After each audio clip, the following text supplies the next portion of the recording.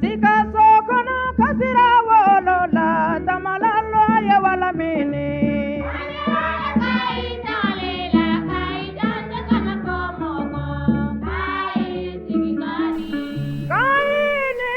Bamada poineti kanumbagao ambe aw bɛɛ fo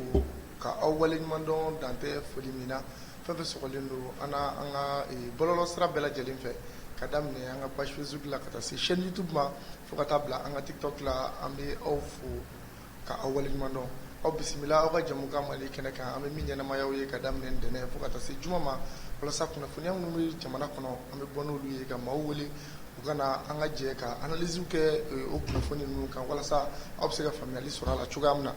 o siranatigɛw la bi ni Ibrahima Sega Konare na ale porte parole ni jɛkulu min ni u tɔgɔ Dame k'u ka transition dɛmɛ an ka transition dɛmɛ ni plateforme don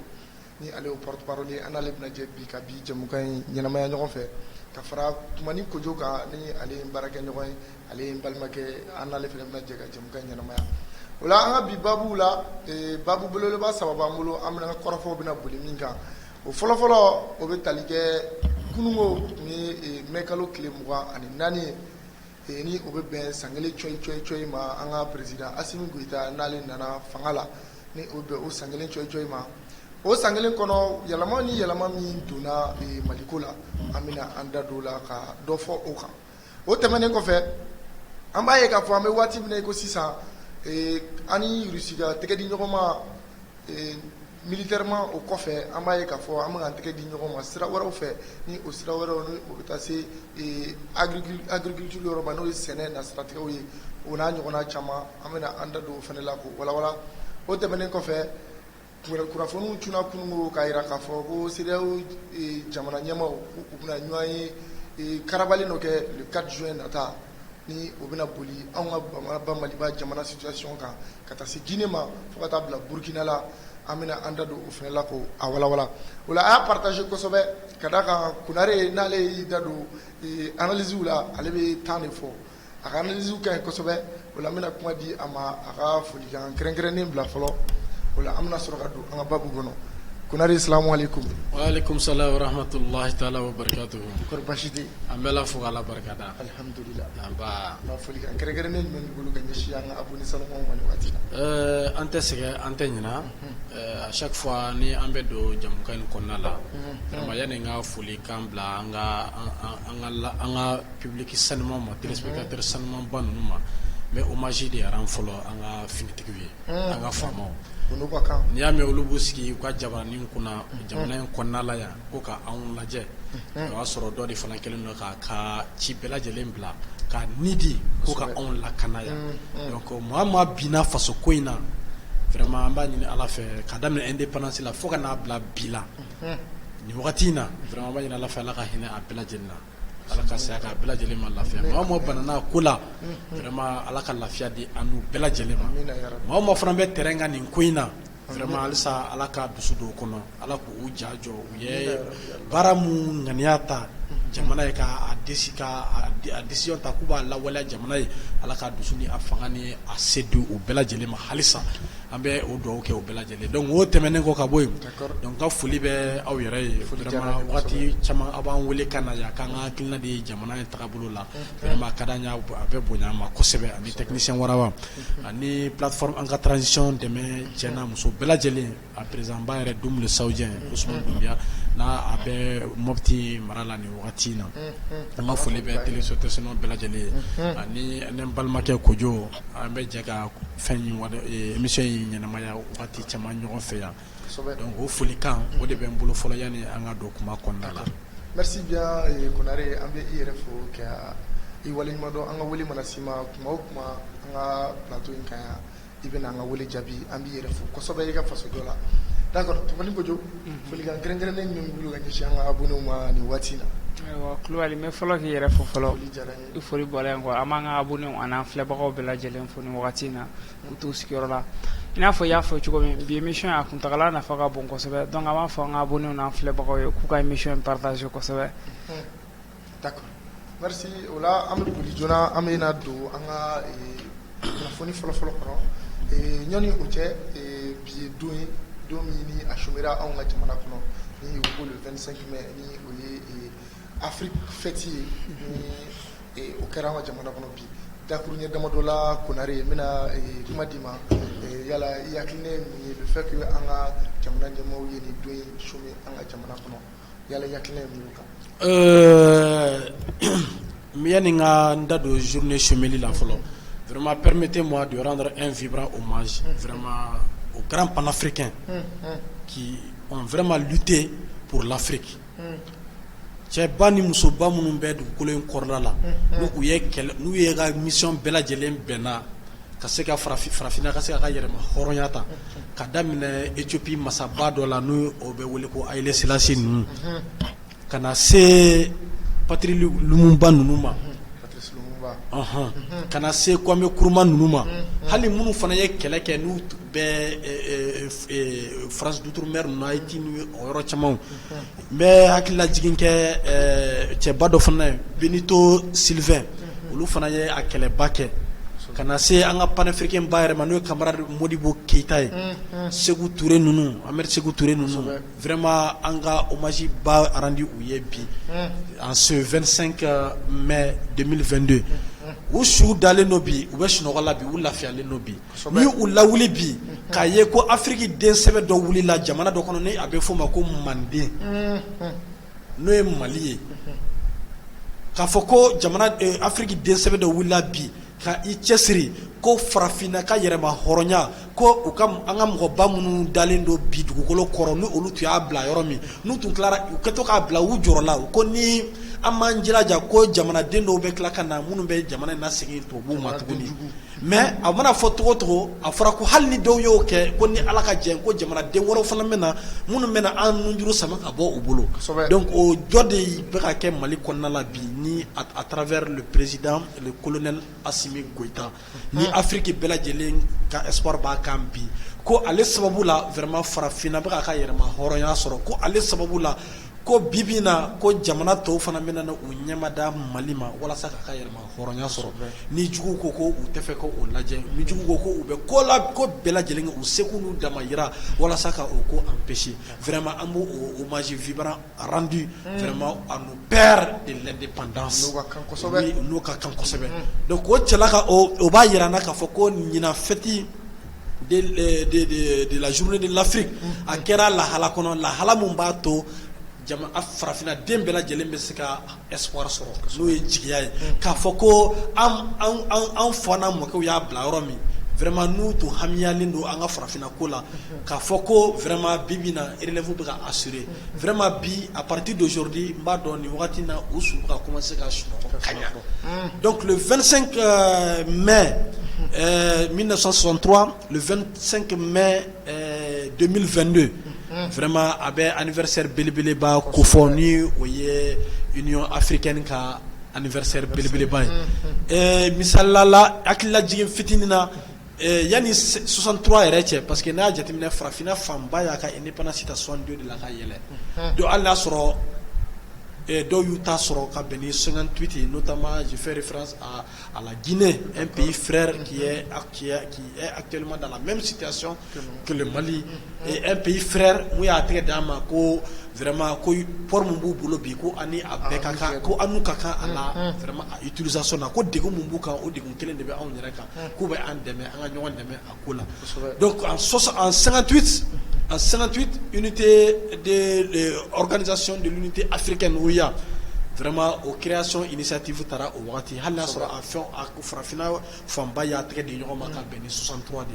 vraiment ɲina fête la journée de l'Afrique la vraiment a bɛ espoir de di an ma a bɛ jigiya de di an ma k'a fɔ ko an ka mɔgɔbaw ye hakilina mun ta ko ka an ka yɛrɛma hɔrɔnya sɔrɔ ko vraiment ko bi a ka ca Ala fɛ ko fasoden ɲuman dɔ wulila farafinna woroduguyan fan fɛ n'o ye Afrique de l'Ouest ye k'a fɔ ko ni bɛɛ bɛ se k'i misala ta olu ma walasa ka se ka kɛlɛ in se a dan na donc ɲinan ta bɛ don hukumu kɔnɔna la ne b'a bila jigiya de kɔnɔna la jigiya n'an b'a fɔ o ma ko espoir k'a jira n na k'a fɔ ko vraiment nous avons un lendemain meilleur devant nous. D'accord, merci bien Konare an b'i fo i ka hommage rendu le na an ka farafina ma ba minnu n'olu tɛmɛna walasa ka kɛlɛ kɛ farafina ka kɛlɛya hukumu kɔnɔna la d'accord Kojo yala dakuruɲɛ damadɔ b'i bolo 25 mai hukumu kɔnɔna la. Ok Kulubali n tɛna kuma jan komi Konare yɛrɛ bɔra ka fɔli caman k'a kan n y'a ta k'a lajɛ le 25 mai 1963 au 25 mai 2022 ça fait à peu près 59 ans donc a san 59 dafara ka ban Afrique ka yɛrɛmahɔrɔnya a talen b'a bolo mais kɔsa in na an y'a ye k'a fɔ o yɛrɛmahɔrɔnya yɛrɛ bisibasara an tɛ se ka don cogoyasi la o kɔnɔna na n'an ma Sékou Touré fo de la Guinée puisque an y'a ye ale liti caman kɛ pour que Afrique ka se k'a ka indépendance sɔrɔ kɛrɛnkɛrɛnnen an y'a ye le premier pays indépendant en Afrique on peut dire surtout en Afrique on peut dire c'est le Guinée de Sékou Touré donc bɛɛ y'o témoigner k'a fɔ a ye liti caman kɛ pour que africains ka se k'u ka yɛrɛmahɔrɔnya ta mais o de tun tunnen don Assimi tile de la an y'a ye k'a fɔ kɛrɛnkɛrɛnnen na Afrique tile binyanfan fanfɛla la an y'a ye k'a fɔ o tun bɛna tunu ka bɔ yen mais a sera ka instaurer jɔnni fɛ Assimi Goïta fɛ kɛrɛnkɛrɛnnenya la an y'a ye k'a fɔ c'est un grand panafricain donc on peut dire que Afrique ka journée an ka maabaw y'a célébrer u ma célébrer u kunfɛ ten puisque a yira k'a fɔ ko panafricanisme a sera ka introduit un nouveau parcours par le Mali par nos reproches que an y'a Francina a jɛɲɔgɔnw dénoncer u ka ko kɛta dɔw la africains tɛ fitiri wale n'i kɛra u ma hɔrɔn ye u bɛ k'i ma hɔrɔn ye fana. D'accord merci bien Kojo n bɛ i yɛrɛ fo kosɛbɛ d'accord o la an bɛna don an ka babu fɔlɔ la ni ale de bɛna tali kɛ kunungo ni o tun ye 24 mai 2022 n'ale bɛnna président Assimi Goïta ale ka san kelen coyi ma ba Maliba jamana kunna d'accord an bɛna don ni an ka ɲininkali fɔlɔfɔlɔ ye Konare ni o bɛna boli Assimi ka san kelen yala e yɛrɛ kɛn bɛ ka bilan jumɛn de di a ma a ka baara kɛta hukumu kɔnɔna la. Merci beaucoup encore ni ko ko ka kuma Assimi ka bilan kan ne hakili la kɔnɔdimi tɛ ɲɛdimi ko don depuis transition rectifiera kana se bi ma an ɲɛ fɛn caman ye ka kɔn o ɲɛ an y'a ye fana k'a fɔ ko transition phase fɔlɔ la ni militaires tun y'a yira k'a fɔ ko u tɛ fɛ k'u da don fanga ko in na k'u b'a ta k'a di civil dɔ ma n'o tun ye Buwajan ye ni an b'a fɔ ale ma ko Bandaw ni a taara ka bɔ foro kɔnɔ ka na ka da kan ale de considérelen fana tun don ko mɔgɔ min don vraiment a bɛ retraite la ko ale b'a bisigi k'a fɔ ko vraiment lui il a tout gagné dans ce monde là ale bɛ yɔrɔ mun ɲini sisan o ye lahara de ani jamanadenw ka lafiya donc o de kama ale tun nana mais a yirala k'a fɔ ko vraiment hakilina mun tun bɛ ale la ani jamanadenw wulila ka révolution mun mener à travers le M5 RFP vraiment que tous les responsables vraiment comment dirais-je soient salués sur ce plateau là d'accord donc an ka foli b'u ye nin plateau in sanfɛ donc révolution citoyenne ni mun wulila n'o nana a yira k'a fɔ ko Bandaw ka gestion ni o révolution citoyenne ka gestion ma kɛ kelen ye donc o de kama cɛ dɔ wulila tuguni n'o y'an ka président ye n'u tun bɛ fɛ k'ale yɛrɛ dabɔ ko la vice président tun don chargé des questions militaires à son temps ni u tun y'ale yɛrɛ dabɔ hali conseil des ministres la mɔgɔ min ka ɲi ka mɔgɔ min jamana lakana bɛ bilalen don mɔgɔ min tun ka bolo kan n'a fɔra ko k'i dabɔ conseil des ministres la o tun ye kabako ye donc heureusement u wulila ka ɲɔgɔn ye joona ka fu siri a ko la joona yan'a ka taa yɔrɔ jan o de kama colonel Assimi Goïta son excellence a wulilen k'a jɔ ni ɲinan y'a san kelen ye a ye mun fɔ a ye Sékou Touré ka discours hali n'a m'a fɔ a da la a y'o de prononcer a dusukun na ni a b'a fɔ ko nous préférons c'est-à-dire la pauvreté vraiment qu'à la recherche dans la pauvreté dans l'opulence qu'à la recherche dans l'esclavage ni Sékou Touré ye o kuma fɔ ko an bɛ fantanya préféré vraiment k'an danbe to an n'an ka dignité ni ka to jɔnya la halisa tubabuw nɔfɛ i ko Sékou Touré y'a fɔ cogoya mun na donc Assimi ye o discours de ta ka baara kɛ ni o ye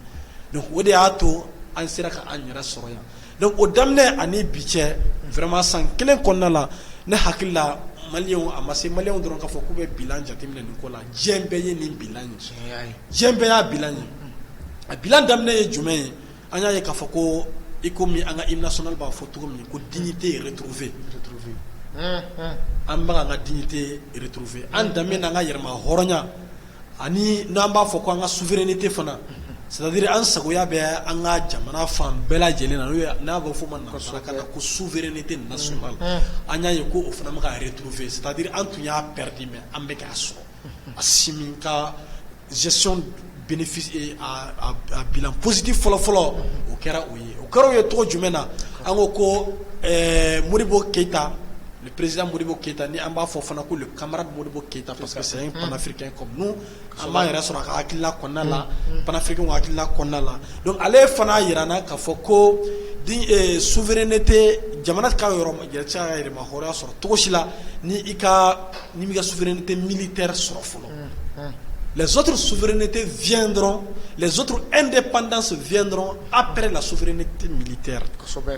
Donc, quand on a un mahoré sur Toshila, on a un dunga force sabati Toshila, ni anga jamana te antaye folo, anga jamana biska kantaye to jumena. D'accord.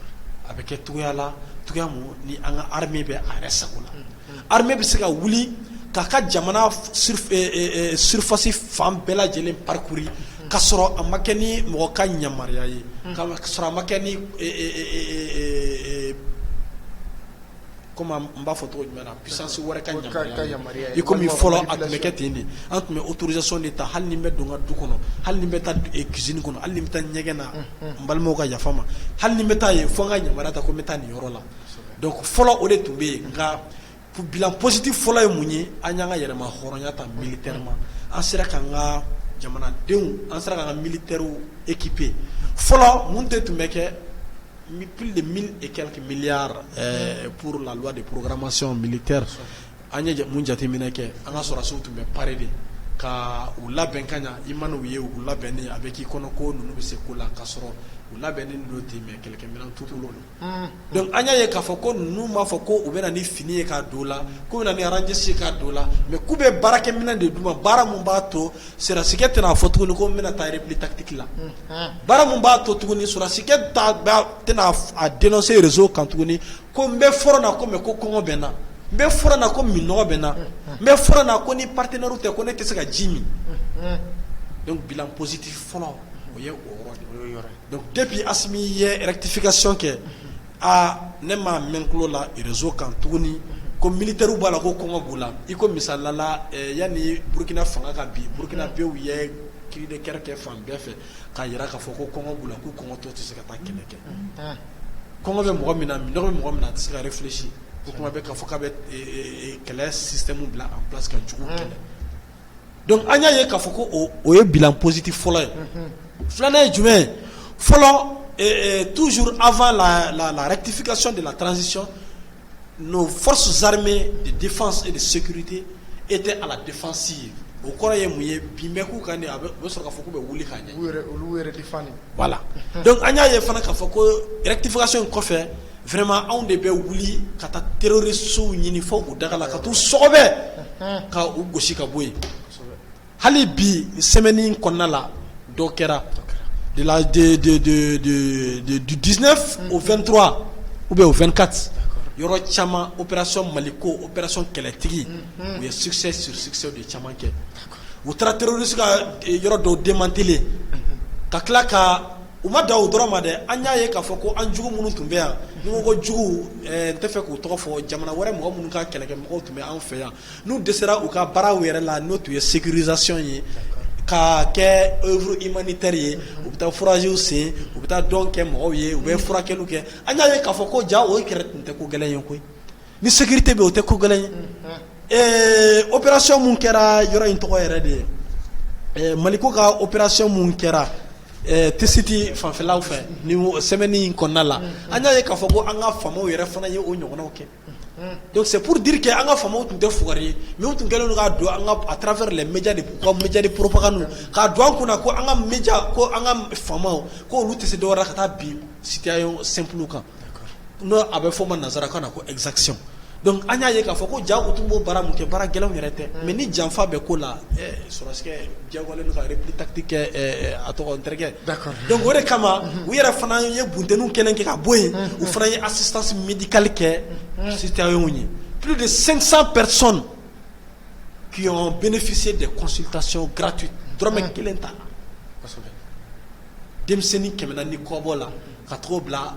mo korba kemen bisawani kola. Donc c'est pour dire que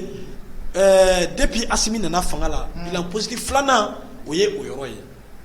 donc oye imbe fitini info à la sino anteba akacha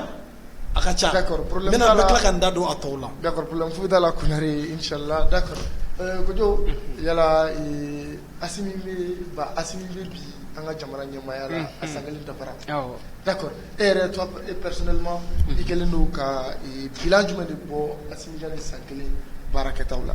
bon ne t'a fɔ ko Hasimi ne b'a fɔ ko tonton Hasimi puisque mɔgɔ min de don a kɛra jamanaw bɛɛ fa ye quoi mɔgɔ min ka kɔrɔ n'a ye an bɛ se k'a fɔ a y'olu ka baaraw kɛ donc an b'a fɔ ko tonton Hasimi D'accord. a nalen fanga in kɔnɔna na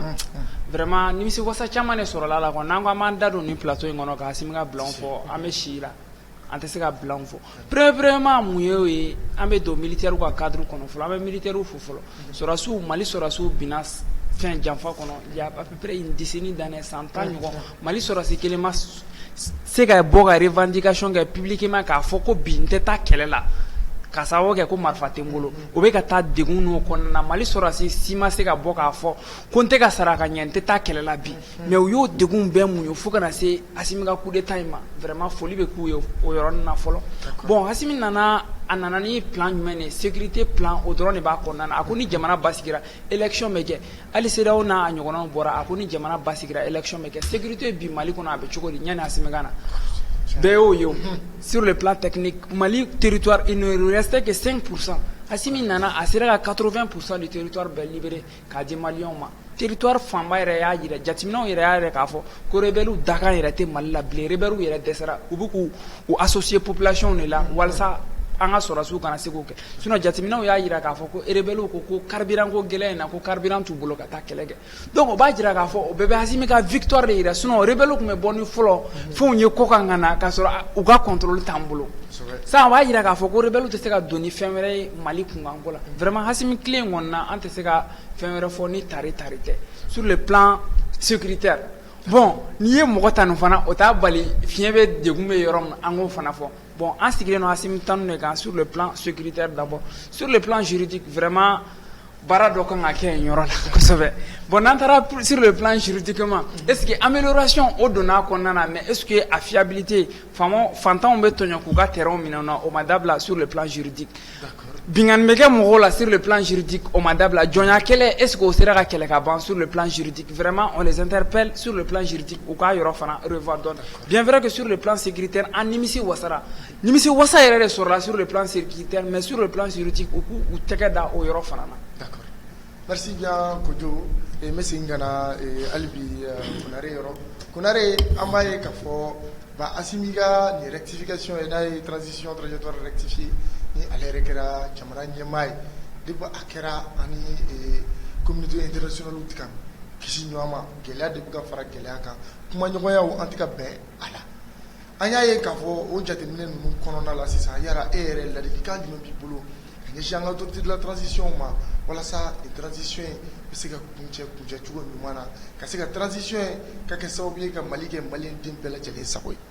bon alhamdulilayi rabbil alamina mais fɛn dɔ f'i ɲɛna fɔlɔ i ko ko ani communauté internationale tɛ fɛn ba la ten o ye bɔra tubabuw ye nin de don an kunkolo kɔnɔ ko communauté internationale ni n tɛ fɛ ka jamana tɔgɔ fɔ yan quoi c'est à dire jamana mun tun ka degun bɛ an kan n'an y'a daga ta ka bɔ an da la bi o de ka terme ye nin ko communauté internationale n'a fɔra ko communauté internationale dɔrɔn mɔgɔ wɛrɛ tɛ dɛ ale kelen de ko don c'est à dire tubabu ka koli minnu bɛ farafinna n'a fɔra ko communauté internationale dɔrɔn u ka matigi de ko don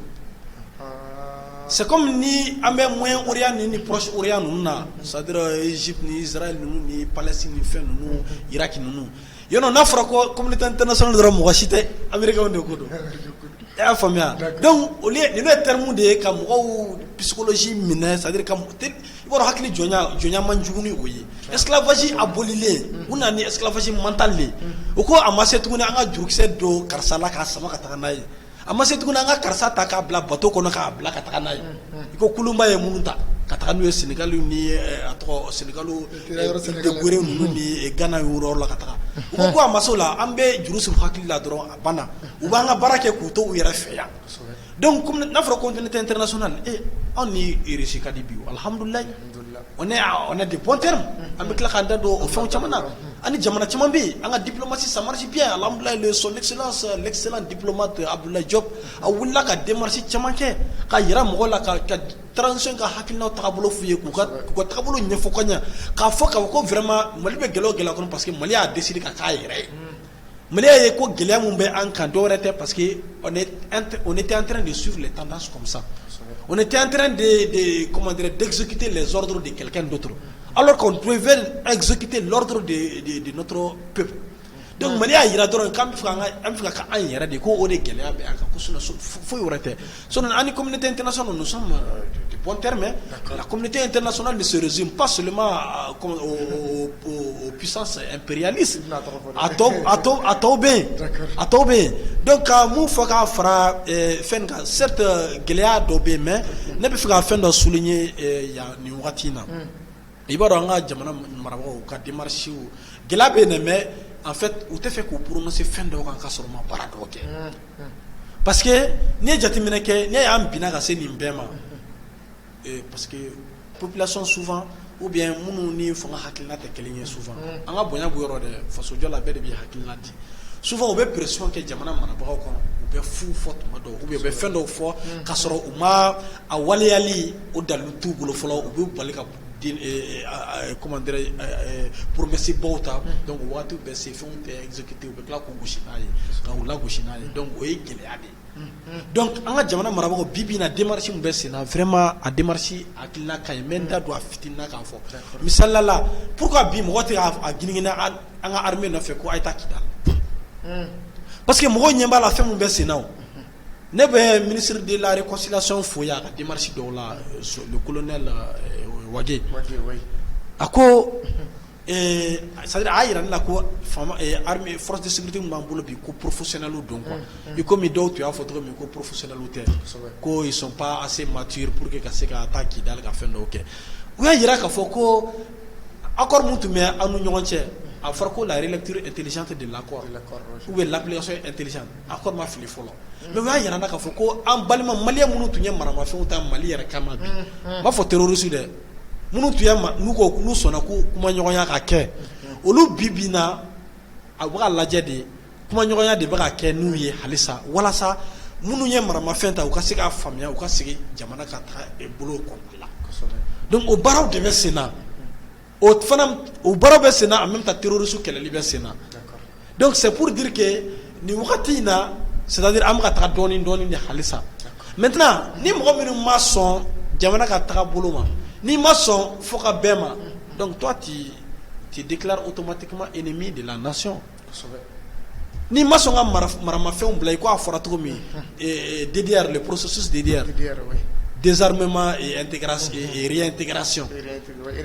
réinsertion voilà donc ni mɔgɔ min bɛ se baara mun na o bɛ d'o ma ni mɔgɔ min tɛ se baara yɛrɛ la projet bɛ ɲini k'a d'o ma ainsi de suite pour que u ka se ka maramafɛnw bila u ka sigi jamana ta kun parce que jamana dukɔnɔdenw de don toujours on essaie de récupérer c'est-à-dire tant qu'on peut voilà donc o b'a yira an na k'a fɔ ko avancée dɔɔni bɛ o yɔrɔ in hokumu kɔnɔna la certes gɛlɛya dɔw bɛ sen na mais o gɛlɛya in ne hakili la Maliyɛnw ka ɲi k'a faamuya pourquoi parce que étape ko de don san fɔlɔ o basera u y'u baser sécurité dɔrɔn de kan parce que i y'a mɛn i b'a fɔ ko i b'i ka i bɛ yɛlɛ yiri la k'i sigi branche sanfɛ o ye yiri yɛrɛ de bɛ yen fɔlɔ n'i ma yiri racine don ka ɲa ni jama yɛlɛnna yiri la ni Ala ma fara o kan a bɛ bi donc transition phase fɔlɔ o bilala o hukumu de kɔnɔna la o ye ne ka faamuyali ye maintenant transition phase tɔ minnu bɛ nalen ni Ala sɔnna ma o bɛna bila fɛn mun na Asimi ye dɔ fɔ a la a ye exemple ta k'a di an ma a ko misalila la ko k'u bɛ n'u da don corruption kɛlɛli la kosɛbɛ nin waati la yuruguyurugu dunkojuguya a yirala k'a fɔ ko hakili la ka Musa mara to premier ministre la action dɔw tun bɛ ne la notamment n'o ye contrôle physique ni fɛnw ye jamana ka cakɛdaw la walasa mɔgɔ minnu bɛ sara caman ta u ka se ka audit ka se ka kɛ ka wari dɔw récupérer mais a kɛlɛ ma se ka taga so a kɛlɛ ma se ka se a dan na a ko jɔra sira la parce que ko dɔ bɛ anw yɛrɛ la jiko kolon dɔ bɛ an maliyɛnw na an b'a ɲini maliyɛnw fɛ an ka essayer k'o bɔ a la bɛɛ bɛ kule ko la justice bɛɛ bɛ kule ko impunité bɛɛ bɛ kule ko lutte contre la corruption mais ni a sera mɔgɔ min ka soda la don min o b'a fɔ ko o b'a da bɔ a la ko ko ma kɛ ou bien ni o bɛ dénonceli dan o yɔrɔ la ou bien o b'a fɔ ko cɛ a ye nin ko in yɛrɛ jɔ tan cogo la parce que ne burankɛ b'a la ne kɔrɔkɛ b'a la ne fa b'a la ne nin b'a la ne nin b'a la vraiment maliyɛnw an ka n'a fɔra ko Mali kura an ka bɔ o hukumu kɔnɔna la an ka bɔ o idéologie kɔnɔna la donc o de kama son excellence Assimi Goïta a y'a kuma fɔ ko o enquête o baaraw de bɛna daminɛ kosɛbɛ nin wagati in na donc ça veut dire que an ka jamana ka cakɛda ba yɔrɔ n'a bɛ fɔ fonction publique ani jamana ka démembrement bɛɛ lajɛlen donc nin b'a yira na k'a fɔ ko o fana an bɛna bisigi k'a fɔ ko président Assimi kumalen nin ko in kan donc sɛgɛsɛgɛliw de bɛna daminɛ mɔgɔ minnu bɛ yen n'u bɛ sara 2 ta mɔgɔ minnu bɛ yen n'u bɛ n'u présenter service la dɔrɔn ka tunu o fɛn bɛɛ lajɛlen bɛna daminɛ baara yɛrɛ de bɛna daminɛ parce que engagement baw de taara an y'a ye fana k'a fɔ ko jamana ye a prévu yɛrɛ daminɛ parce que u ye déplacement baw kɛ k'a fɔ ko baara baw bɛna daminɛ baara minnu b'a to jamana kɔnɔdenw ka laɲiniw bɛɛ lajɛlen bɛ se ka lawaleya nin wagati in na donc a b'a yira an na fana k'a fɔ ko n balimakɛ ye degun mun kuma fɔ sisan n'o ye justice ka tilennenbaliya ye vraiment président yɛrɛ mana bɔ a da kɔnɔ ko nin ko nin ka kɛ tuma dɔ n'i m'a kɛ i bɛ taga ou bien n'i y'a sɔrɔ i yɛrɛ complice ye fana i fana bɛ fɛn a la parce que fɛn caman bɛ yen n'i y'a ye an ka justice caman tɛ an ka enquête ni justice caman tɛ ka se ka abouti jaabi ɲuman na parce que on n'avait pas tous les instruments nécessaires baarakɛminɛnw bɛɛ tun tɛ an bolo o de kama a ma mɛn kosɛbɛ u ye loi dɔw yɛrɛ bɛ yen olu qui sont en attente de la validation au niveau du CNT sariya hukumu kɔnɔna la c'est pour que kiiri mana daminɛ blocage kana k'a la tuguni parce que n'i y'a ye an ka bonya bɛ an ka kiiri tigɛbagaw yɔrɔ dɛ mais n'i y'a ye kiiri caman fana bɛ yen a tɛ s'a dan na c'est parce que complices fana de bɛ yen n'i y'a ye mɔgɔ bɛ sariyaw contourner a caman bɛ yen an ka justice an ka juge baw vraiment an ka bonya b'u yɔrɔ mais a dɔw fana caman de bɛ fɛɛrɛw fana di mɔgɔ avocat ma mun b'a to u bɛ se ka fɛn dɔw contourner walasa ka se ka u yɛrɛ sɔrɔ justice la ou bien procès bɛ mɛn ka mɛn finalement dossier bɛ classé sans suite donc parce que toujours il y a des insuffisances au niveau des textes et consorts donc n'ala sɔnna ma texte dɔw yɛrɛ kan ka voter CNT la olu mana fɛn sisan i b'a ye n'i y'a ye Assimi ye nin fɔ ce qui veut dire que ni nin votera o kɔrɔ ko vraiment an ka instrument dafalen bɛ an bolo sisan justice ka instrument dafalen bɛ an bolo walasa ka se ka kiiri tigɛ de bout en bout enquête tɛna bila sen na tuguni ou bien san 2 ka tila ka mɔgɔ bila nɔ ou bien k'a fɔ ko karisa minɛ ka taga bila kaso la ten ka tila ka bila ka fɛn ma kɛ jugement ma kɛ o ka dabila parce que a tigi ka hɔrɔnya de fana bɛ en jeu dɔw bɛ yen u ma fɛn kɛ o dɔw bɛ yen u ma fɛn kɛ. D'accord, merci bien Konare il faut kosɛbɛ i ka nin analyse na o la an bɛ boli ka don an ka babu 2nan kɔnɔ joona an b'a ye k'a fɔ ani Rusi ka tɛgɛ di ɲɔgɔn ma a bolosow bɛ ka don fo ka bɔ finitigilakaw dɛmɛli yɔrɔ la u bɛna se terrain wɛrɛw kan ani u bɛna tali kɛ sɛnɛ ani o n'a ɲɔgɔnna caman ani sanni ni feere ni ka o lawaleya an ni ɲɔgɔn cɛ nɔgɔya la cogoya min na an b'a ye k'a fɔ an ka minisiri min ɲɛsinnen don ani jamana wɛrɛw ɲɔgɔn cɛ cɛbɔli ma o n'a jɛɲɔgɔn dɔw sera Rusi ni u kumana fɛn caman kan kɛrɛnkɛrɛnnenya la bile ni o ye alikama ye ni o sanni ni feere u ka don an n'u cɛ o n'a ɲɔgɔnna caman d'accord an bɛ jateminɛ kɛ k'a fɔ ko Rusi ka nana anw ka jamana kɔnɔ ka na anw dɛmɛ sur le plan militaire a don ni bi cɛ a kɛra tari mais yala avantage wɛrɛ jumɛn bɛ yen Konare n'an y'a ta k'a lajɛ en dehors de comment dirais-je de coopération militaire yala Rusi ka nafa jumɛn ni jumɛn bɛ se ka se anw ka Maliba ma plan wɛrɛw kan comme commercial fo ka taa se agricole ma. Bon alhamdulillah dɛmɛɲɔgɔnya militaire soutien militaire tɛmɛnen kɔ ka bɔ yen nafa bɛ Rusi ka avantage fɔlɔ o ye jumɛn ye fɔlɔ la Nations Unies. An bɛɛ b'a dɔn ko Russie fait partie des 5 membres permanents des Nations Unies. Donc o kɔrɔ ko olu de ye Nations Unies kulomabaw ye. Donc n'i y'a ye alhamdulillah sanction dɔw ma gɛrɛntɛ dɔw ma se ka ta k'a bila an dala ka se a dan na i komi jamana a tɔgɔ an ka matigi kɔrɔw dɔw y'a fɔ cogo min na ko u b'a an lase fo an dan na n'i ye olu ma se k'o baara in kɛ c'est grâce à la Russie. Don min na communiqué bɛ kɛ ko an ni mɔgɔw bɛɛ ani mɔgɔ jugu ka baara ɲɔgɔnya baara banna pewu o don dugusɛjɛ ni Russie ye convocation a tɔgɔ Nations Unies convoqué sécurité des Nations Unies convoqué en réunion restreinte k'a yira k'a fɔ ko à partir d'aujourd'hui coopération bɛ Mali ni Russie cɛ ko a b'a yira k'a fɔ ko Mali bɛ se ka na olu dɛmɛ cogo olu fana bɛ se ka na Mali dɛmɛ ten militairement donc o y'a yira o ye avantage fɔlɔ ye mun ye vraiment an hakili bɛ se ka sigi Nations Unies ka hukumu kɔnɔna la parce que décision bɛ décision na olu tɛ se ka ta cogo si la ka ɲɛsin ka jamana ma ni Nations Unies ma feu vert di donc fɔlɔ anw tun tɛ se Russie ma o fɔlɔ an ka matigi de tun bɛ o hakilinaw ta dɔrɔn ka taga di an ka mɔgɔw ma dɔrɔn donc oui oui si oui bien o de tun don donc directement a bɛ di ten cogo la donc bi an bɛ avantage fɔlɔ min fɔ vraiment Nations Unies ka sécurité des Nations Unies hukumu kɔnɔna la vraiment Mali hakili bɛ se ka sigi k'a fɔ ko puissance wɛrɛ tɛ se ka bingani ta k'a ɲɛsin Mali ma tuguni o ye avantage fɔlɔ ye avantage filanan o ye jumɛn ye n y'a f'i ɲɛna ko deuxième phase in na o de kama ne y'a fɔ ko san 2 ka dɔgɔ transition in na san 2 ka dɔgɔ walahi a ka dɔgɔ parce que sécurité kɛra pour le moment ne t'a fɔ ko 90% ne b'a fɔ ko 80% dɔrɔn de kɛra la parce que juguw labɛnnen don halisa mais fan fana ka continuer ka jugumisɛnnin ninnu ni terroriste misɛnninw ka bɛɛ lajɛlen éradiquer walasa élection kow bɛ se ka labɛn cogo min o de kama ne ko san 2 ka dɔgɔ parce que san fɔlɔ ni san fila de bɛ kɛ ni sécurisation na san 3nan de an ka projet de développement yɛrɛ daminɛ mais comme a kɛra tan cogo la a kɛra tan cogo donc Assimi ninnu ni avec le docteur Choguel Kokala ma kɛ son excellence aussi an ka foli b'a ye kɛnɛ kan u bɛ ka essayer ka fɛnw karaba sa donc san 2nan ye an b'a daminɛ ni corruption kɛlɛli ye fɔlɔ parce que n'i y'a ye chômeur cayalen don so parce que dɔ de bannen don ka taa retraite la dɔ de bɛ taa si tigɛ don o don cɛkɔrɔba kunda k'a b'a taa retraite la hakilila jigin don à l'époque ka ne to service public la réunion dɔ de la ka kɛ an tun bɛ ministère en charge de technologie ka bolo kan a waati ministre ye a ka service bɛɛ lajɛlen wele ka na ko k'a mago bɛ o bɛɛ lajɛlen na donc o réunion kɛnɛ kan a kɛra bibliothèque nationale amphithéâtre ba dɔ kɔnɔ mais n b'a f'i ye n ko a san walahi poste représentant dɔ tun bɛ yen hali a don a ni bere de bɛ ka don a bɛn ala cɛ a ni bere de bɛ ka don salle kɔnɔna la wa débrouiller dan de don cɛkɔrɔba bere de b'a bolo hali ɲɛ n'i b'a dɔn ko nin n'a filan bɛɛ bɛ retraite la nin waati la mais donc o fɛn ninnu ko o de bɛna kɛlɛ fɔlɔ donc n'o kɛlɛ an bɛ sɔrɔ ka fɛn daminɛ donc avantage filanan ye jumɛn ye sisan k'an da don o la rapidement o don an ka ministre Abdoulaye Diop a bɔra Russie la olu minnu y'an ka partenaire fɔlɔw ye ni ministre caman taara u fɛ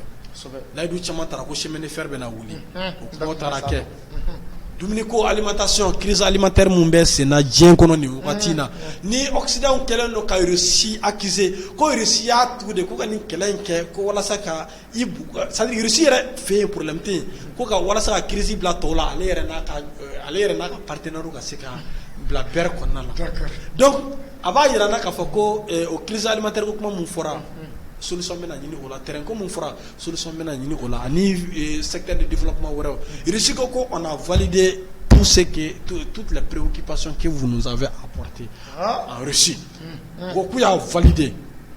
donc o b'a yira ko a tɛmɛ yɛrɛ n'Ala sɔnna ma an bɛna na buru san 40 ou bien 25 yan ko terrain bɛna wuli dugu o dugu bɛ ni arabe bɛ tɛmɛ a da fɛ Mayina Tokoto Jogar Kati yɔrɔ fan bɛɛ Kayi Mara économie de bɛna wuli tuguni donc o bɛ o espoir di an ma n bɛ fɛn dɔ fana fɔ mɔgɔw ɲɛna mɔgɔ minnu tulo bɛ n na o caman bɛ sɔn k'a bisigi caman bɛ sɔn k'a fɔ ko ko o tuma ko Russie bɛna anw dɛmɛ nin dɔrɔn ko olu yɛrɛ dun n bɛ fɛ ka mun fɔ le 25 bi yɛrɛ tubabu yɛrɛ ka kunnafonidila dɔw ye a bɔ bɔlɔlɔ sira kan k'a fɔ ko Russie ka indicateur de performance développement kɔnɔna la économie ko u ka courbe yɛlɛnnen de don bi k'a jiginnen tɛ fiyewu k'u ka mɔnɛ n'a b'a fɔ ma ko rublu sera niveau de la bi valeur la ko rublu tun ma se o ma ko munna parce que Russie kelen dɔrɔn tubabu y'a essayer k'u bɛ Russie déstabiliser ni u ka fɛn ye ko u bɛ pétrole ni fɛn minnu san u bɛ fɛn o fɛn san Russie bolo k'u b'a san dollar ni euro la tubabu ka wari la olu dun kɛlen don ka embargo kɛ o fɛn ninnu ka sanction ta ko u b'u ka avoir gelé donc c'est comme ni olu bɛna d'u ma fɔ donc Russie kɛlen ka décision ta ko bɛɛ lajɛlen k'i ka fɛn ta san n'olu ka wari ye n'i t'a san u ka wari la u bɛ robinet datugu o kuma de kɔnɔna la robinet datugura Finlande ni Irlande ninnu dɔw la a ko sugu la donc u yɛrɛ de ka analyse y'a jira k'a fɔ ko indicateur bɛ sanfɛ nin wagati la u ka wari bɛ sanfɛ wa ko crise alimentaire ni fɛn k'a bɛ tɔw de kan dɛ ko a problème crise siɲɛ kelen k'a tɛ Russie yɛrɛ sanfɛ donc o de b'a jira an na k'a fɔ ni olu yɛrɛ ka média bɔra ni o ye o b'a jira an na k'a fɔ ko Mali ni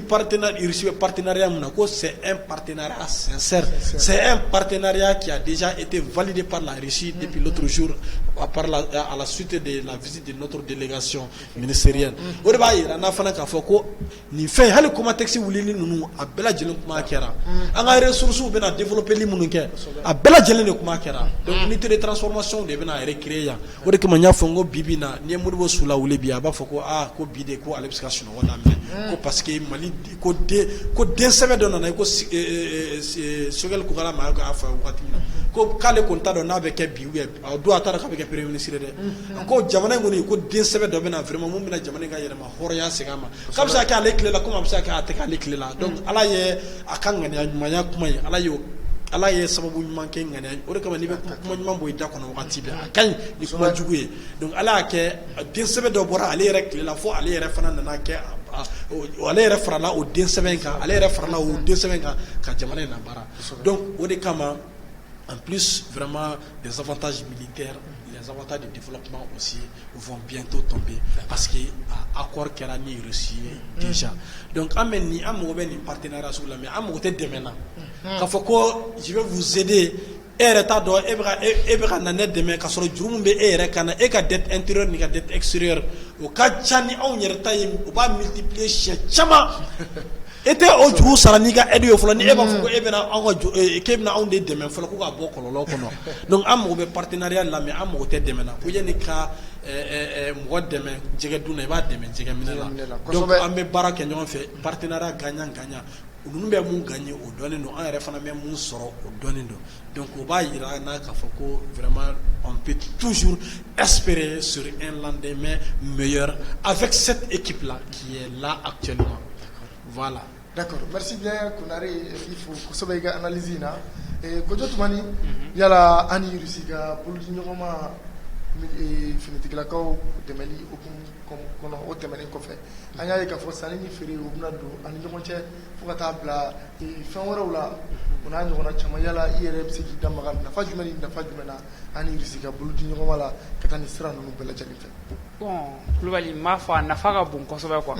yanni n ka don kuma kɔnɔna na n b'a fɔ mɔgɔ i tɛ farinya ni jigi tɛ quoi n y'a ye bi na transition ye an sera ka fɛn bɛɛ da juguw ka wo a wo ma se ka Asimi traumatiser ka bɔ a nɔ na o b'a jira k'a fɔ ko a bisigilen don jigiya ɲuman b'a bolo wa jigi in fana ye jigiya ɲuman ye puisque waleya min bɛ ka kɛ an bɛ k'a sabati k'a fɔ ko don n'a nataw la a nafa tɛna fɔ ka ban n y'a ye k'a fɔ i n'a fɔ Konare bɔra k'a fɔ cogo min Asimi il doit être le président éternel du Mali quoi fo ka taa fɔ Mali kɛra cogo min ni Ala ka saya ma s'a ma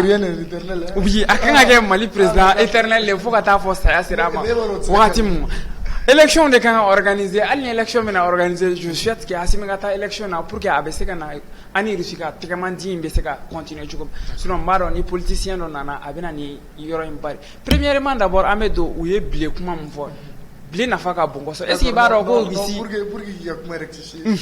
Konare bɛ yan Konare ye politicien awɔ voilà mais i bɛ se k'a fɔ a ka di dɔn voilà ni politicien dɔw nana min n'a man kan Konare ninnu an bɛ se k'a bisimila hakilina t'olu la kosɛbɛ voilà awɔ ok o tɛ baasi ye politiciens ka hakɛ to je suis pas contre les politiciens mais politiciens sɛbɛw an b'olu bisimila jamana jɔli kɔnɔna na quoi politiciens dɔw bɛ jamana hakilina jɔli t'olu la quoi jamana hakilina jɔli bɛ min na an b'a fɔ a bisimila faso y'an bɛɛ lajɛlen ta bon n'i y'a ta k'a lajɛ blé kuma min fɔra est-ce qu'il b'a dɔn ko Russie c'est l'un des premiers producteurs du blé dans le monde voilà donc blé bɛ kɛ fɛn caman ye bi na Bamako yan kɛrɛnkɛrɛnnenya n'i y'a ta est-ce que du bɛ min tɛ blé don du bɛ est-ce que blé tɛ don mun kɔnɔ ka tile bɔ ka dugu bi non o du tɛ bɛɛ bɛ buru dun n'i tɛ buru dun i bɛ semulu dun n'i tɛ semulu dun i bɛ spaghetti dun n'o an b'a fɔ ma ko pasta dubana a ɲɔgɔnna caman an bɛ danganiya kɛ k'a fɔ don n'a nataw la est ce que buru kala kelen tɛna kɛ 15 ye Mali la puisque RISICA dɛmɛ in tɛ i n'a fɔ a b'an dɛmɛ kɔnɔna juguya la a bi 100 puruti an bolo ka 50 d'a ma i n'a fɔ Faransi b'a kɛ Faransi n'a jɛɲɔgɔn b'a kɛ cogo min na u b'an ka 100 puruti ka 50 d'a ma kɔfɛ ja an t'a kalama ko 100 puruti an bolo donc don n'a nataw la an bɛ se ka bisikiya k'a fɔ ko sur le plan alimentaire quand même an tɛna problème ba sɔrɔ o la puisque déjà ni bile kɔni bɛ jamana min kɔnɔna na an tɛna problème ba sɔrɔ RISI y'a jira an na k'a fɔ a bɛ se ka Mali dɛmɛ sira caman fɛ premièrement kɛlɛ binna u kan est ce que olu ma Faransi n'a a jɛɲɔgɔnw bɛ traumatiser Union européenne bɛ traumatiser non ka sababu kɛ RISI y'a ka fɛn caman freiner u la surtout sur le plan alimentaire o bɛ k'a fɔ kɔfɛ olu de tun bɛ bɔ ka na ko sur le plan alimentaire k'u bɛna Mali dɛmɛ u n'u ka ONG kuntan ninnu ye ja an t'u nakun yɛrɛ dɔn u tun bɛ na de pour que k'an sɛgɛsɛgɛ k'a dɔn Mali tun bɛ se ka riz quantité min dun à longueur de la journée an ka population tun bɛ se ka quantité min dun à longueur de la journée donc u bɛ na o enquête de kɛ pour que ka se k'o freiner an na quoi en un coup donc n'u y'an position bɛɛ dɔn an maracogo bɛ nɔgɔya u bolo u b'a dɔn ninnu ni quantité de bɛ don u ka yɔrɔ la donc n'an y'o freiner jamana tɔw bɛ wuli ka wo ci donc RISI nana a y'a jira n na k'a fɔ a bɛ se k'o waleya ninnu bɛɛ dɛmɛ sur le plan économiquement n'a ta k'a lajɛ on a besoin de leur aide pourquoi je dis qu'on a besoin de leur aide an ka ressources minières ninnu n'olu tɛ est ce que dɛmɛbaga b'an na bi bi in na min b'a exploiter k'a d'a ma kɔnɔna jɛlenya kan donc an bɛ bisikiya k'a fɔ an ka monnaie création fana o fana bɛ nalen donc n'u sera k'an ka ressources ninnu bɔ k'a d'a ma an ka monnaie bɛna kɛ cogo di sur le plan économique bi bi in na a bisikira k'a fɔ k'u ka économie bientôt seront les premières puissances économiquement donc o b'a jira an na k'a fɔ n'olu fana bolo donna an ka sur le plan économique an bɛna kɛ puissance ye Afrique kɔnɔna na hali n'an tɛna se ka diɲɛ puissance sɔrɔ Afrique kɔnɔna na an bɛna se ka puissance sɔrɔ a laban Union européenne bɛna extérieur la Mali fɛ i n'a fɔ an bɛ bɔ ka taa kɔ kan u fɛ cogo min a laban u yɛrɛ bɛ n'an fɛ yan. Merci bien Kojo an b'i fo kosɛbɛ i ka analyse la d'accord an bɛ boli ka don an ka babu sabanan kɔnɔ joona waati na a cogoya kama d'accord an b'a ye k'a fɔ kunnafoniw bɔra ka bin k'a fɔ ko Ɲɔɲe Karabale ko o bɛ CEDEAO jamana ɲɛmaaw bolo le 4 juin nata ko u bɛna kuma Banbali b'a kunkanko ka taa se Laginɛ ma fo ka taa bila Burkina Faso an minnu bɛ yen k'anw ka jamana bɛ transition kɔnɔ waati in na n'u yɛrɛ ɲuman na ko coup d'état n'u kɛlen bɛ ka coup d'état dɔ sen coup d'état dɔ ye d'accord Konare teliyala yala le 4 juin nata ni ɲɔgɔnye min bɛna kɛ anw ka jamana kunkanko kan CEDEAO fɛ yala nin tɛna kɛ lafiyada ye anw ka jamana kɔnɔ walasa ka bɔ embargo in kɔnɔ. Bon, alhamdulillah, lafiya bɛ jamana in kɔnɔ déjà. An bɛ Ala fo k'Ala barikada malgré la situation mondiale vraiment Mali bɛ alhamdulillah fo ka tɛmɛ jamana caman kan nin waati la. U kɛlen don ka lajɛ mun boloda bon u ka wuli o de da ka d'u la. I y'a faamuya u ka wuli o de da ka d'u la. Ce n'est pas pour rien que le gouverneur Alassane a fait un voyage à l'Occident. Semaine tɛmɛnen na c'est pas pour rien a taara matigi de fɛ yen k'a lajɛ a ko bɛ se ka fɛn togoya mun na donc u yɛrɛ ɲɛ b'a la situation in bɛ cogo min na n'u m'u kɔlɔsi u bɛna Mali perdre bon u ye Mali yɛrɛ perdre ka ban u ye Mali perdre ka ban donc espoir fitinin mun bɛ olu la Mali ko la halisa n'u m'u kɔlɔsi u bɛna n'a perdre donc o de kama a tɔgɔ u bɛ fɛ ka nin ko in kɛ walasa k'a ban ko in ban mais an ye bɔlɔlɔ sanfɛ ani kunnafoni di siraw la an ye kunnafoni caman mɛn a ko la c'est à dire les dessous de la levée des sanctions contre le Mali an ye kunnafoni dɔw mɛn a la donc entre autres k'u ye demande dɔw tun kɛ genre ko ka gouvernement ci ko gouvernement d'union nationale kɛ dɛ c'est-à-dire des histoires insensées quoi ou bɛ sugɛli ka bɔ premier ministre la dɛ ou bien ka mɔgɔ minnu bɛ kule la ko transition ma ɲi ko k'olu digi gouvernement in kɔnɔ dɛ an tɛ mɔgɔ si digi a kɔnɔ yan an b'o fɔ kelen fɔ colonel Asimi Goïta ɲɛna o kelen kɔni gouvernement mun bɛ sen na o baara ka ɲi a ye taga n'a ye u ka taga n'a ye dɛ an tɛ remaniement ko la dɛ an tɛ c'est-à-dire u ka sabali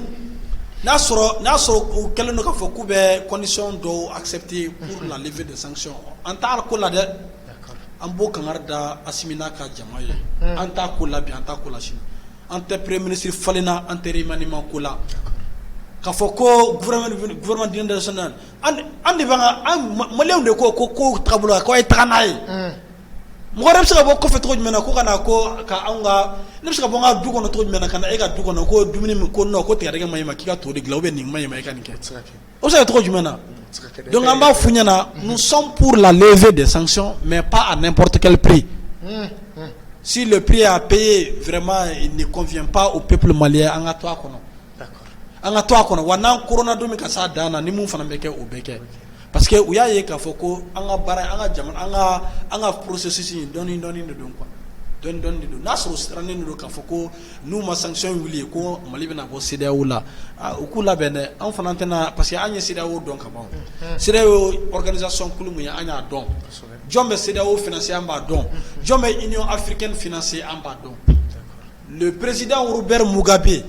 yan'a ka fatu a y'o de fɔ u ka sommet dɔ senfɛ a ko tant que farafina yɛrɛ de ma ka Union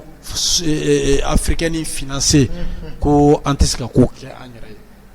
tant que nous recevons de l'aumône de la part des impérialistes donc wajibi bilenman de u mana mun dicter an kun an b'o de sɛbɛn o de kama o kɛlen k'a fɔ ko Barack Obama ka wagati la n'u kɛlen k'a fɔ ko u bɛ taa campagne kɛ olu ka yɔrɔ la Mozambique de ko a tɔgɔ mariage pour tous de égalité voilà mariage pour tous de n tɛ fɛ ka n da don a ko yɛrɛ la Mugabe y'o de fɔ ko n'u bɛ fɛ ale ka loi appliquer u fɛ yen ko c'est pas un problème ko Barack Obama ka muso bila ka cɛ dɔ furu fɔlɔ n'a ye cɛ dɔ furu wagati min na ale yɛrɛ fana bɛ se ka loi voter a fɛ yen donc c'est pour dire que la main qui donne là c'est cette main qui dirige Thomas Sankara côté n'i y'a fana na wuli bi a b'a fɔ ko ale ye kɛlɛ bila yɔrɔ min ko Assimi y'a ta ye a fana b'a daga sunɔgɔ hɛrɛ kɔnɔna la donc an bɛ fɛ ka mun fɔ Union africaine CEDEAO an y'u sugu fɔ dɔn ka ban an ka jamana marabaga minnu b'an kunna bi u y'a dɔn adamaden qualité minnu don u y'a dɔn jɔn b'u financer voilà jamana bɛɛ lajɛlen ka financement kɔfɛ jɔn bɛ wariba jigin u kan pour que ka se ka activité kɛ bɔra kalama ka ban donc o de kama an tɛna yɛrɛ to CEDEAO bolo négociation mun kɛra sen na à travers Faure Gnassingbé n bɛ formalité de mais jamana in an ye mun fɔ an ka assise nationale pour la refondation kɔnɔna la o an hakili b'o recommandation na CEDEAO ko kumaw fɔra a la n'a ma ɲɛ an ka bɔ CEDEAO kɔnɔ an ka bɔ francophonie la an k'an ka monnaie créer o fɛn bɛɛ b'a kɔnɔ mais ni fɛn dɔw bɛ yen olu fana tɛ se ka kɛ étape ko de don n y'a f'i ye cogo min lakana mana cɛ ka bɔ corruption mana kɛlɛ réforme constitutionnelle ni institutionnelle mana daminɛ don o don o don ni an bɛna to francophonie na ou bien n'an tɛna to a la o bɛ dɔn o don parce que mɔgɔ ni gouvernement mana fɔ k'i bɛ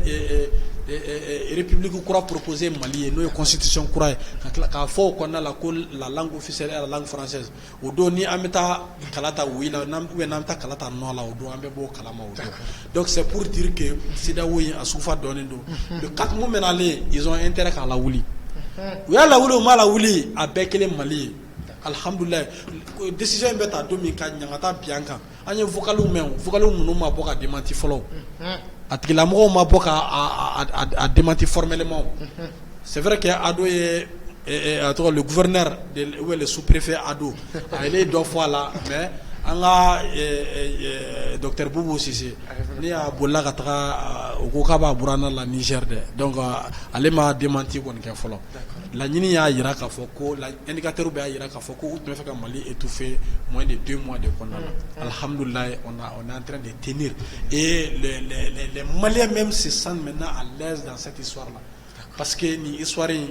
jamana dɔw de y'a accepté k'u ka jamana privé k'u ka jamana ka hɛrɛw privé au profit d'une puissance occidentale donc o jamana ninnu n'u m'u kɔlɔsi don n'a nataw la u bɛ nimisa a ko la an ka laɲini ye sous raison bɛɛ de ka Assimi suit nin ko in fɛ jamana kɔnɔ Côte d'Ivoire Sénégal a tɔgɔ Niger olu minnu bɛ tubabu ka jɔnya la kosɛbɛ bi u ka jamana kɔnɔdenw ka laɲini tɛ dɔwɛrɛ ye u ka nin siw mais an b'a ɲini u ka jamana kɔnɔdenw fɛ nin kɛnɛ na kan vraiment qu'ils se patientent c'est un processus peut-être que les présidents qui sont en exercice de leur pouvoir aujourd'hui sont des sous-préfets de la puissance occidentale, mais qu'ils soient optimistes, que les peuples de ces différents pays-là soient optimistes, parce que bientôt ils vont avoir d'autres dirigeants qui vont suivre vraiment la ligne de Assimi Goïta qui va être la ligne de la libération de toute l'Afrique à travers l'Afrique occidentale.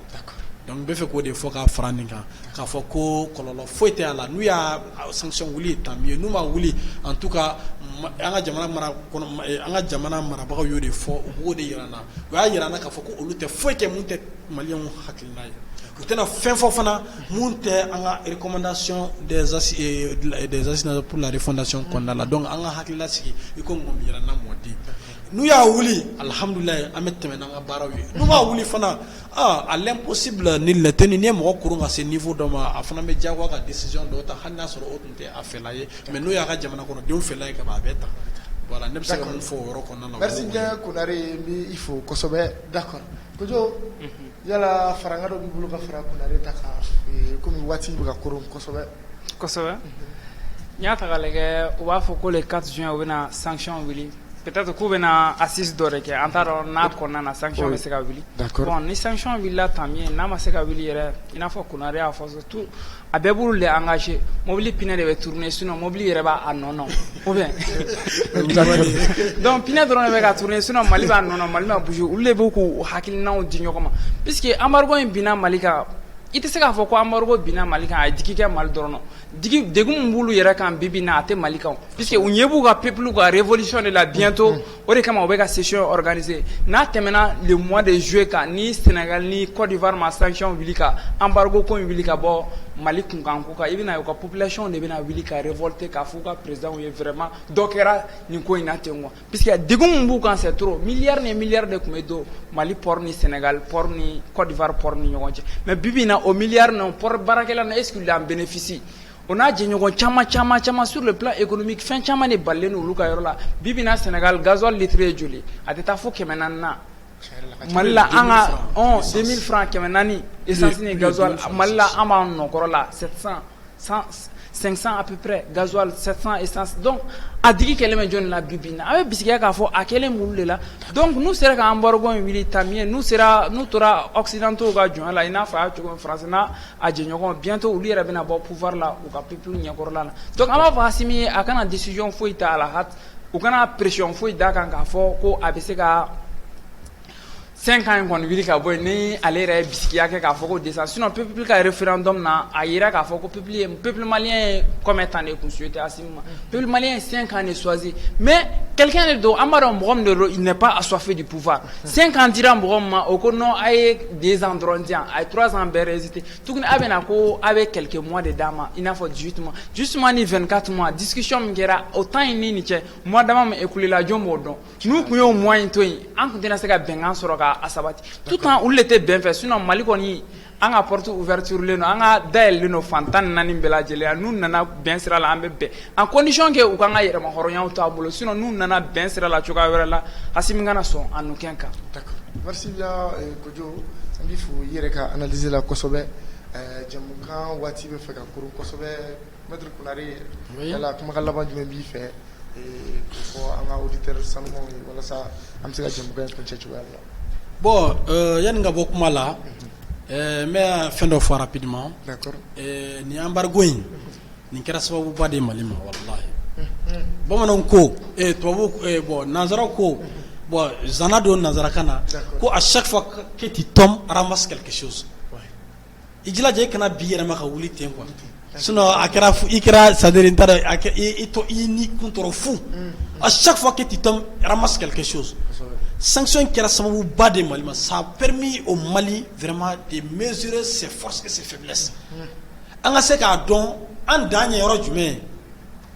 fanga jumɛn bɛ an na an ka limite fana yɔrɔ jumɛn a y'o de dɔn o kɔrɔ ye jumɛn o kɔrɔ de ko leçon ba de bɛ ka tirer nin transition kɔnɔna la c'est à dire leçon mun tirera n'i ko k'i b'a kɛ livre ye c'est à dire i tɛ tila sɛbɛnni na sisan walahi i tɛ tila sɛbɛnni na parce que munna a y'a to an y'a dɔn k'a fɔ ko an man ɲi ka gulon mɔgɔ la a y'a to a y'a to fana filanan an ka agriculture ko a sera a tun bɛ fɔ da la de mais a waati sera an ka lawaleya a tiɲɛ kan kosɛbɛ c'est comme atumba an nene kan pala oui sene mais a sera wati ame wati na ni ato anga abla an dusukuna kala ka freke kala wala o koro jume o koro ko gouvernement ye leçon pas d'état gouvernement mena faire de ken wati na projet B na beta investissement agricole kan na sera tout kuna ka do ka projet là à partir de cette transition là de cette deuxième phase là vraiment ka bla projet là tchao tchemana na ni projet d'investissement agricole ou ku seko ka demenina tchao flana plutôt sabana tchao imana foko ibana ni projet d'innovation ou projet de production et de transformation de produits de matières premières ou ka soutenir. Parce que ayira la ka foko amanga foko amanga fin de les nécessités de base là anga glomo worola anyara ka ke a klambray ayara ke a transformer ba consommer ba ya donc all les sont ça va ayo odi ama ay mwara di ama o fana edumini ko temene ko kaboy am obe marama fɛn minnu na ni embargo bɛ se ka kɛ u ka kɔfɛla la ko jamana ka hakilata aw fɛn minnu bɛ yan déjà n'a sɔrɔ a kalanw tɛ kɛ sanfɛ kalanso baw la u ka fɛɛrɛ kɛ ka filières dayɛlɛ ka tila ka laboratoires dayɛlɛ ka tila ka meilleurs recruter les meilleurs de ces universités la minnu bɛ bɔ a la sanfɛ kalanso la a mɔgɔ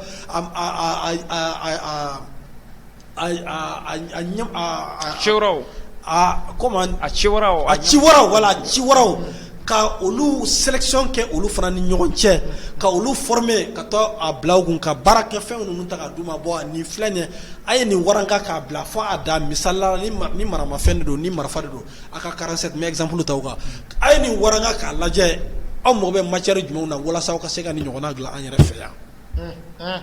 ou ko au fait nous la transformation et la consommation locale vraiment ou ko projet qui est réalité ni moatina donc ba ni en gouvernement fait simina ka sugel mo ko annuer ak gouvernement bela jeli vraiment ou ko projet initié le plus rapidement possible pour que sans wara ni ñoko mayna vraiment engagé ka foko